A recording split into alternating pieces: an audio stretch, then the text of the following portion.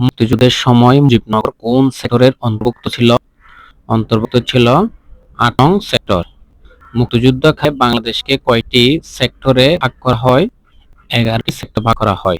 মুক্তিযুদ্ধের সময় সমগ্র বাংলাদেশে কয়টি সাব সেক্টরে বিভক্ত করা হয়? ৬৪টি। নিম্নের কোনটি মুক্তিযুদ্ধের ১ নং সেক্টরে ছিল? চট্টগ্রাম। বাংলাদেশ মুক্তিযুদ্ধের সময় ঢাকা শহর কোন সেক্টরের অধীনে ছিল? ২ নং সেক্টরের অধীনে ছিল। মুক্তিযুদ্ধের সময় নৌপথ কত নম্বর সেক্টরের অধীনে ছিল? ১০ নং সেক্টরের অধীনে ছিল।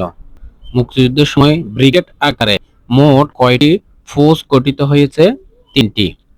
মুক্তিযুদ্ধের প্রথম সশস্ত্র প্রতিরোধ কোথায় গঠিত হয়? গাজীপুরে। বাংলাদেশের মুক্তিযুদ্ধের অসাধারণ বীরত্ব প্রদর্শনের জন্য সর্বমোট কতজনকে বীরত্বসূচক খেতাব প্রদান করা হয়? ৬৭৭ জনকে। নতুন নতুন ভিডিও পেতে চ্যানেলটি সাবস্ক্রাইব করে রাখুন।